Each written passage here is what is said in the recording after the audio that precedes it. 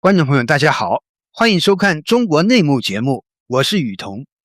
河南駐馬店市西平縣發生的這一村霸被滅門案，至今餘波未息。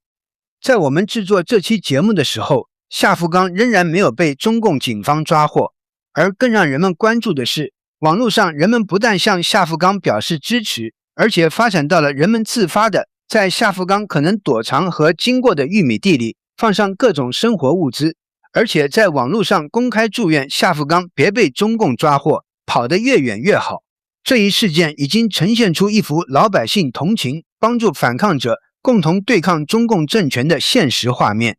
而這對中共的威脅已經遠遠地超過了該村霸被滅門案的本身。所以咱們今天一定要來和大家聊聊這個話題。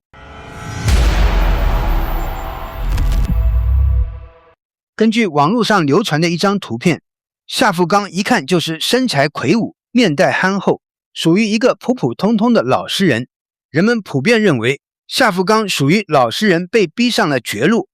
有人評論說，中共政府的不作為最終把一個老實本分的底層人民逼上了絕路。在正義得不到伸張，自身權益得不到法律保護的情況下，河南省西平縣村民夏福剛手起刀落，扛起了為民除害的大旗，成為了中國網友口中的英雄。8月4日，中共搜捕力度進一步加大，現場調集了數十輛大巴車組成的車隊，運送大量人員。視頻顯示，道路兩旁除了大量警察、特警外，還有大批身着迷彩服的人員以及手持棍棒的群眾，沿鄉間公路列隊排查。當地已出動大量人力物力對嫌疑人夏福剛進行地毯式拉網搜捕，但是人依然沒有找到。因此，面對中共幾萬塊錢的懸賞，人們採取了截然相反的做法。在中共的懸賞通報裡，聲稱對直接抓到人的獎勵5萬元人民幣，對提供線索並幫助抓到人的給3萬元，對提供有效線索的給2萬元。這要是過去，很多朋友可能會覺得，現在經濟這麼不好，這些條件似乎對人們會有吸引力。然而，事實恰恰相反。網絡上人們紛紛表示，誰要是拿了這5萬，一輩子別想在村裡抬起頭，子孫後代也會跟着被戳脊梁骨。誰拿了這5萬塊，誰就會遭報應。全國正義的人民一定要幫他。讓我們來看看人們廣泛傳播的幾個短視頻。老百姓不但不稀罕共產黨的這些破錢，而且自己掏腰包給夏福剛準備各種生活物資，明明白白地站在夏福剛這邊。兄弟，你是能跑多遠跑多遠，這可是公開和共產黨對着幹，意思很明白，俺就是不希望共產黨抓到你。其中一個視頻說得很樸素，我素不相識的老弟，兄弟，看到沒有，這個地方非常隱蔽，這是我的玉米地，我給你擱這兒有水有啤酒有方便麵，我不給你拿燒雞，因為啥？恐怕啥時候你不知道啥時候走到我這個道，萬一走到我這個地方，讚，看嘛，叫你渴不着餓不着。我啥話都不說，大家都知道。另一位網友也在地裡留下物資，730事件的那個人是我的偶像，你幹了很多人不敢幹的事，礦泉水、蛋糕、香腸我都已經給你放玉米地裡了，我希望你以後的路不要傷及無辜。專整那些欺壓農民的惡霸們，加油！還有一個視頻裡，就是一個充電寶，拍攝者說，充電寶給你放個充電寶，放這兒，電都滿這，給你擱這，晚上有無人機隔空中拍攝，晚上盡量別亮東西。更讓人吃驚的是，還有送汽車的。視頻裡說，西平的哥，車充滿電了，鑰匙、吃的、喝的都給你放車上了，累了抽根煙，祝你走得越遠越好。網絡上人們也是七嘴八舌，公開為夏福剛加油打氣。人們說，有直升機的時候，玉米地裡串一串，晚上涼快，拿個彈弓玉米地裡走一走打老鼠，記住戴個草帽別抬頭。直接去雲南，然後去老撾，重獲新生。很多人點讚的一條留言是，素未謀面的人看到這麼多人，但願大家能幫你渡過難關，幫你渡劫。還有人出主意，找個小廠借個身份證去上班，不出門。有人說，小廠不需要身份證，我在這小廠裡幹10來年了，老板從來沒問我要過身份證，如果可以，去西藏那邊好一點。人們七嘴八舌地替夏福剛出主意，千萬不要來新疆，這邊查得嚴得很。走東北出境最安全，口岸附近不查身份證，晚上找個小船過去。越南容易，要是在雲南就好了。有時候真希望老天爺真的能開開眼。保安我也不幹了，我怕領導叫我去抓人，不幹回家。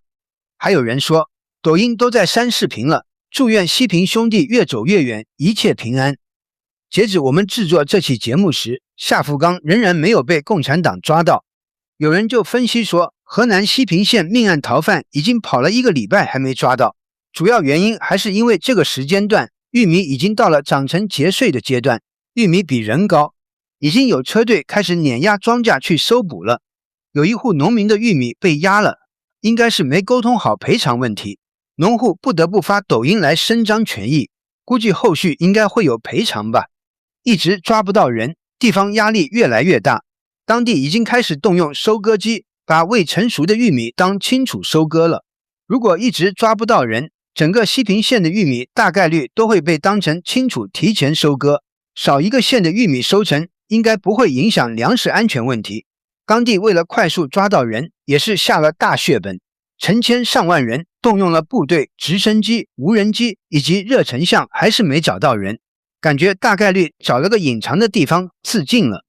但是我們不這麼認為，我們覺得最大的原因就是老百姓的同情，在關鍵的時候真的發揮了作用。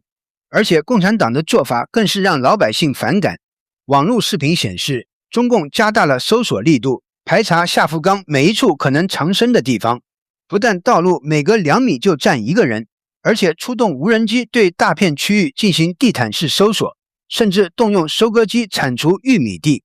人們氣憤地說，洪災、火災都沒見過這麼多無人機，那麼多失蹤兒童也沒見過這麼追查過的。您想想，共產黨這麼禍害老百姓，老百姓就是看到夏福剛也會把臉一扭，裝作看不見。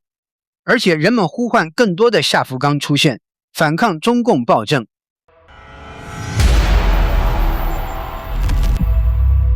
有趣的是，人們紛紛為河南人點讚，有的河南人自豪地問，河南人重不重吧？還有人說，這就是河南人骨子裡透着的豪情壯志。一位網友說，河南這地有點意思。2022年底疫情，鄭州富士康沒藥還要強制上班，工人集體抗議暴動，全省的武警特警調過去都被工人打退了，最後省長親自去承諾每人給2萬塊回家才平息。工人回家沒有交通工具，沿途老百姓給送吃送喝，當時是怎麼回事呢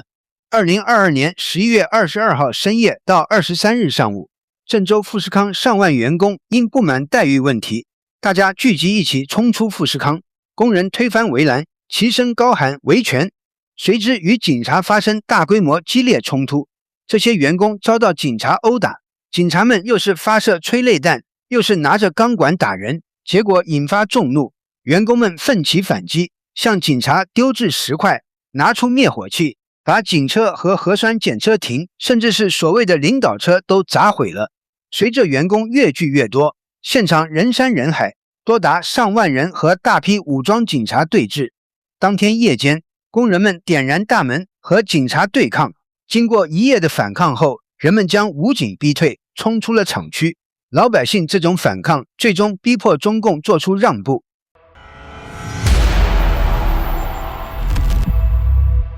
賬號民主之聲評論說，河南西平刀人夏福剛在獨裁政權的壓迫下，終成了一代傳奇人物。中共出動上萬人馬，布下天羅地網，截至目前已大規模搜尋了6天5夜，連他的影子都沒找着。一方面是官方窮兇極惡的抓捕，另一方面是人民群眾想方設法幫他脫困。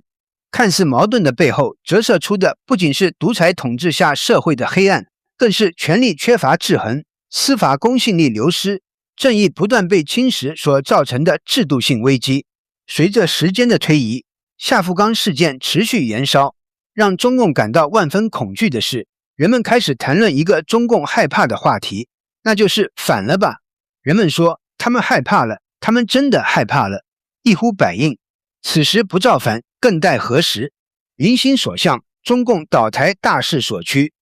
好，今天的節目就到這裡，歡迎您訂閱這個頻道。我們的節目每周一和周五固定播出。如果您喜歡這個節目，請幫我們點個讚。以上是今天的中國內幕節目，感謝您的收看，讓我們下一次節目再見。